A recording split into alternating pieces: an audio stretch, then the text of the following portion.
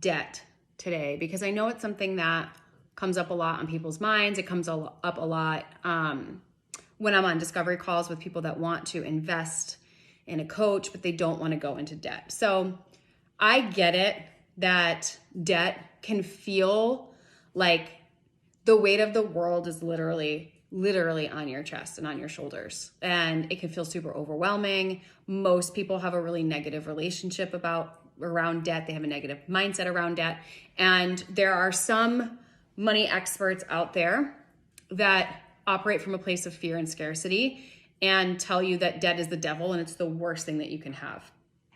And I want to offer a different perspective from someone who personally is in a lot of debt right now, was in a lot of debt a long time ago. So for those of you that maybe are new here or don't know my story, I worked in the financial service industry for 15 plus years. And in 2012, I got laid off.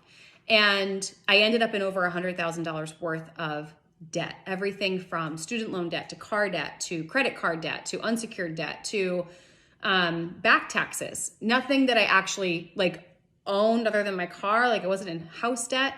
And it put me into this spiral of judging myself, that I had made irresponsible decisions, that I was a bad person, that I wasn't lovable. I was nervous about my credit score. I felt trapped, and I would wake up every single day asking myself, how am I ever going to get out of this? So I know that there's people out there that feel the same way. So I just want you to know, I get you. I've been there. I can resonate and I can feel it.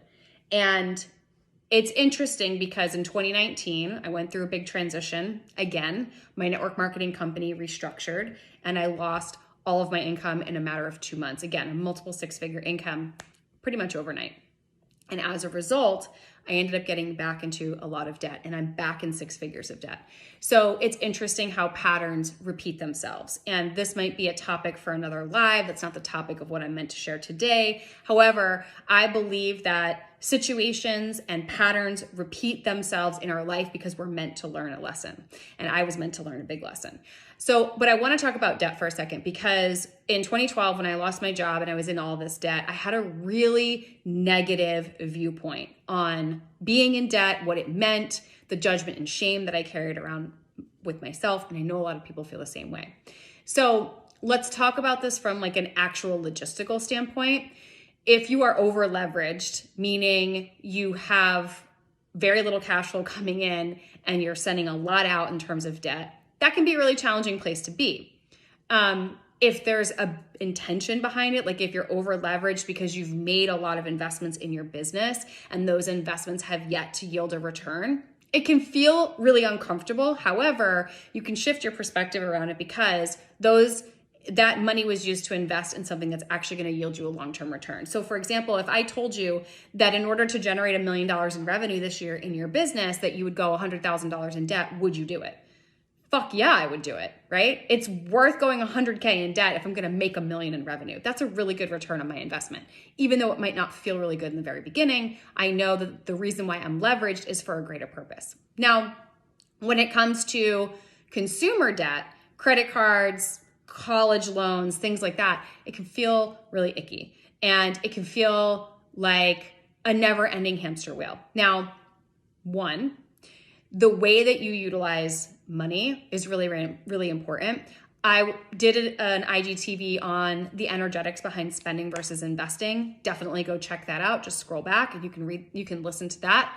But basically, if you're using debt in a way that feels really aligned, it's meant as an investment and you're using it for leverage, it can be a beautiful thing. But if you're spending out of alignment, you're spending out of a place of lack and fear and for judgment to keep up with the Joneses, it's an energy that is going to continue to reciprocate, and that's not the type of energetics that you want to be in. But how do we shift our mindset around debt? So I'm going to use student loans as an example. So I remember when I was going through this really challenging time, I thought I was going to file for bankruptcy. One of the things that really weighed on me was this $400 plus a month that I was paying out in student loans. And I know some of you pay over $1,000, right? And I would really feel I wish I didn't have to pay this. It's so stupid. I don't even use my degree anymore. It's highway robbery. This is such BS. I could do so much more with this money. And I was really in this energy of disempowerment and resentment. And that's not a good vibration to be in.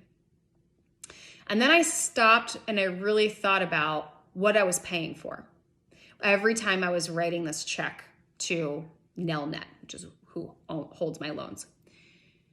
And I was thinking back to my first day of college. I was thinking back to rushing in my sorority. I was thinking back to all the different experiences I had and the best friends that I still have in my life because I went to college.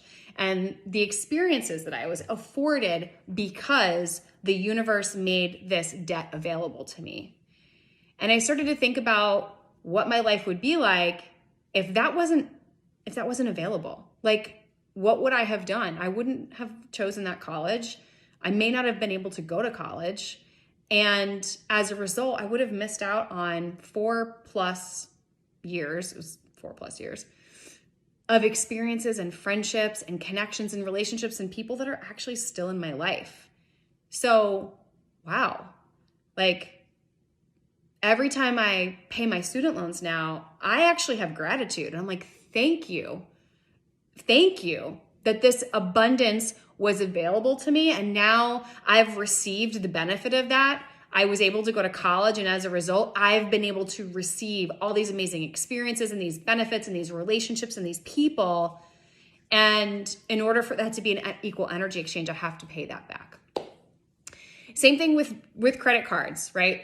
Think about when you've used credit cards for something. So I invested, my business partner and I invested in a high-level mastermind last year with Chris Harder. And we were in his For the Love of Money mastermind, which is, we invested over $44,000 to be in that mastermind. And we didn't have the down payment available. We actually didn't have any money available to us to invest in that. However, we had credit. And we were able to say yes to an incredible experience because that credit was available. And as a result, we were able to generate even more revenue in our business by being in a room that stretched us, by investing in a coach that pushed us wildly out of our comfort zone and actually called us to a high level of commitment. So thankfully, the universe created debt and this money system and this money source available to us that we were able to leverage and use to invest in our business. For you moms out there, how many of you have babies? And I know how expensive it can be to actually birth a child. I have a couple friends that have had babies. And if credit wasn't available to you, would you have been able to have your baby in the hospital that you wanted with the midwives and the doulas and whatever it was if credit wasn't available to you? And if you're still paying that back, I know it can feel heavy, but can you actually shift your perspective and have some gratitude that it was actually available for you and that you can actually use it?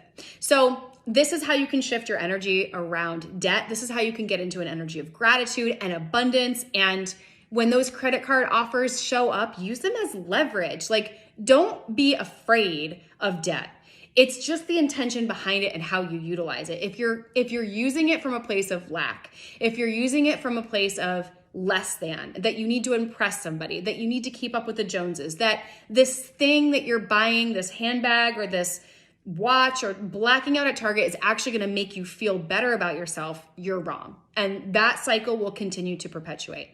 But if you can use your debt as leverage in a way to invest in experiences that will enrich your life and give you a return on that investment, whether it's through spending time with family and friends, investing in a coach, investing in your healthcare, bridging the gap between where you are now and where you want to go. Like, I moved out to Southern California in the end of October, and if I didn't have debt available to me, I never would have made it here.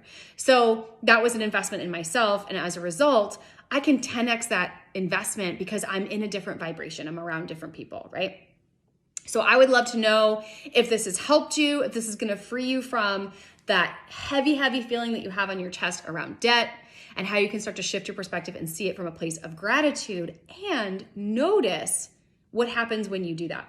If more abundance flows your way, if you feel the sense of freedom, if you feel the sense of relief, I would love to know. So as always, if this resonates with you, please share it with somebody that needs to hear it, tag a friend, and of course, share it on Instagram, tag me. I love to hear your feedback and your thoughts, and I just want to celebrate you. So have an amazing, abundant day.